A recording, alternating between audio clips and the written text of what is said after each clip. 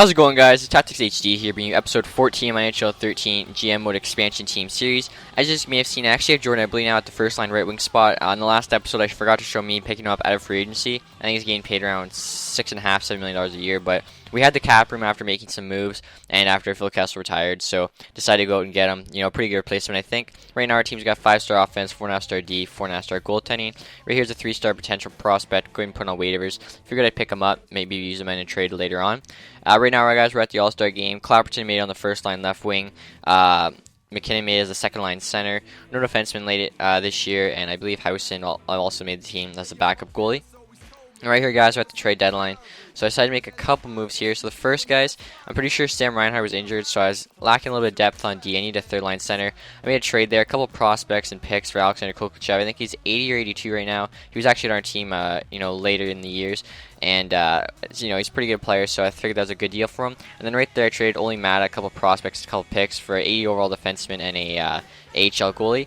As well, guys, right there, you might have seen I got the achievement for Legendary GM. Just thought I'd share that with you guys. It's pretty cool.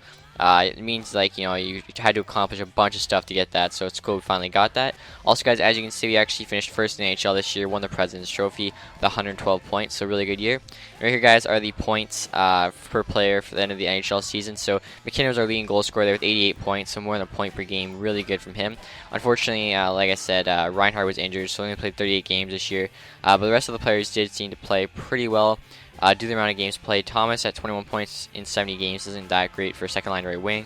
Mostly everyone else, though, seems to be pulling their weight pretty well. Just coming to this end of this year, final year, it's gonna, I want to know, who's playing well. So, anyway, guys, as you can see right here at the playoffs, we are playing Chicago Blackhawks, the 8th seed, and we actually went up 3 games to none on them. They won the 4th game though, and I think they also win the 5th game. So 3 games to 2 now. They're starting to make that comeback push here. And I think we might nope, never mind. I thought we put them out in 6, but they tied it up at 6, making it 3-3, and we put them out in 7. And our AHL team also made the playoffs, a really good record there, 60-10-6. They also finished first place, 126 points. That's pretty insane. They're playing the Providence Bruins in the first round of the AHL playoffs. And right here, guys, you can see the AHL goal scoring leaders. This is just kind of good for me to know what players are going to start coming up. Ryson, 76 overall, led the team in scoring, but he's got no potential, so he's probably just going to be a career AHLer. But I can maybe call him up once in a while. Freiberg seem to be doing pretty good as well, so it's just good to know for me is to see which players have a chance of making the NHL next year. We've really been performing. Right there, guys, I actually swept Nashville Predators in the second round of the NHL playoffs, and my AHL team's still playing the Providence Bruins there. And right now, we're against the Colorado Avalanche. I believe the AHL team actually ended up losing against Providence. And we beat Colorado in 5 games, I want to say. So we're doing pretty well right now these playoffs. And we're playing Montreal Canadiens now in the Stanley Cup Final. So just going through editing the lines, making sure everything looks right. Making sure Oli Mata's not playing first-line center or anything. So as you guys can see, we actually win the first 3 games against Montreal. So right here at the 4th game, it's 2-1 going to the 3rd. So I decided to jump in here. Just basically solidify this win. I know a lot of people say I should be playing the games, but I like to see the celebration and everything. So as you can see, I scored a goal there. It didn't really matter. We ended up winning 3-1. So swept the Montreal Canadiens in 4 games for a 3rd Stanley Cup in a row, getting the triple, the trifecta. I mean, I don't know about you guys, but I think we can safely say our team's a dynasty now. I mean, 3 back-to-back cups. That's pretty insane. Also, just constantly at the top of the league. Hunter Shinkarak actually won Conn Smythe winner there. 22 points. I think he was averaging around a point, maybe more than a point per game these playoffs. That's really good for him. Usually Housen gets it, so that must have showed just how dominant Shinkarak was. And he's only a second-line forward, so played pretty well.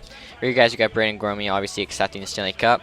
And so like I said, guys, 3rd Stanley Cup in a row. I mean, that's pretty insane. I think we've safe to say we built ourselves a dynasty here. We made it to the Cup Final the 1 year. We've constantly battling the playoffs, always finishing the top of the NHL. Also, this team, I think the average age on it is only 27 or something.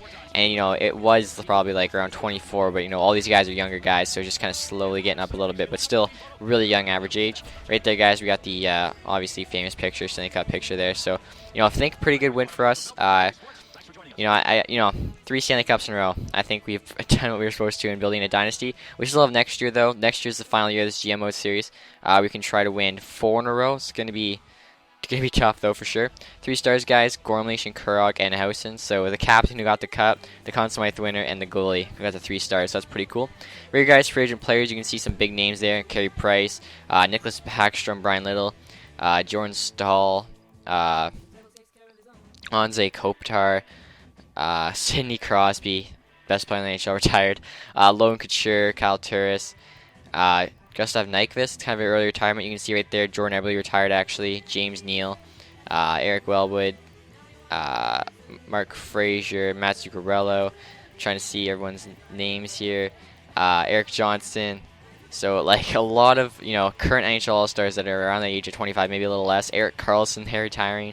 Marko Vlasic, Luke Shen, just huge names starting to just go away with retirement. So it's basically like a new NHL era we're playing in right now. I'd say like around half of my team is prospects like from the current NHL, and the other half are just generated prospects. So shows you it's pretty well changing. Right there, guys, I got a 3.5-star prospect in my first round pick, a 30th overall. So I didn't think it was too bad. Right here, I actually have 2 second-round picks. There's still 5 3.5-star potential prospects left. So I went with the Yakupov guy there, the right winger, 3.5-star potential. Luckily, right here with my second-round pick, there was still a 3.5-star potential player available. So 3.5-star potential players in the first 2 rounds. It's not too bad at all, especially this late into GM mode. After the first 2 rounds, you're probably not going to get anything higher than a 2.5-star player. And right here, guys, at the re-sign phase, a couple of big names I'd re-sign. Both Sean Monahan and Sam Reinhart need new contracts. I think Sam's making about $6 million a year, and he had been for like the last 10 years. Monahan was at about 5.5, so they're both going to want a pretty big pay raise, probably around 7 or 8 million. Spurgeon there, you can see, got 5 million. He's like 83 overall, been with us for a while. I figured I should keep him. But like I was saying, Monahan and Reinhart, they're both asking for about 8.5, and to try sign them for 7.5, 8. It's still a lot of money though. It's gonna definitely dwindle my cap room. Even though Jordan Eberle retired, everyone else coming up, needing their little bit of a pay raise, definitely gonna take a toll. But anyway, guys, right here, this is just finishing up the re-sign phase. Obviously, for prospects, I usually wait, in all honesty, until they're at least in the mid-70s, or if they're going to be an unrestricted free agent and they have 3-star potential or higher, I'll sign them. But if they're like, I don't know, 72, 2.5-star potential player, I usually just let them go. It's not even really worth it for the cap spot. And right there, guys, you can see I just traded Moresi. That's not Josh Moresi. It's like a generated player. I think he was like a 70-something overall defenseman. Got a second-round pick for him. Just good to, if this player's not going to be starting, you don't think he's really going to have that major role of a team, brought a major role on a team. Just moving for picks. It seems to work out here, as you guys can see. Those picks have really helped us out in these later years. A lot of these players, that we got with the picks have really developed a lot faster than I thought. Right there, Housen with the quad Vesnas. Also, guys, McKinnon won the award. I think it was Lady Bing. Housen also has the quad Ted Lindsay award. Right there, Connor McDavid and Maurice Richard. And obviously, we won the Stanley Cup, President's Trophy. So right here, guys, is our team. Actually, you can see Karath, 82 overall sniper. He's actually one of the players we drafted, I think, maybe a year or 2 ago. So he developed quite quickly. Same with on defense, we have a guy named Schmacher, I think. He's like 78 overall, maybe 80. He's only been on the team for a couple of years, also developed quickly. So those draft picks really do help out, guys. It helps you stay under the cap, too, with a rookie contract. So as you guys can see, still 5-star offense, 4.5-star defense, 4.5-star goaltending. So team's looking really good. Going to see if we can get 4 Stanley Cups in a row this next year. Getting the quad, making the Islanders proud. But we'll see what happens. I still think 3 is pretty good. Anyway, guys, I hope you enjoyed this episode. Thanks for watching. Stay tuned for NHL 13 videos and NHL 14 news. And have a nice day, guys. Goodbye.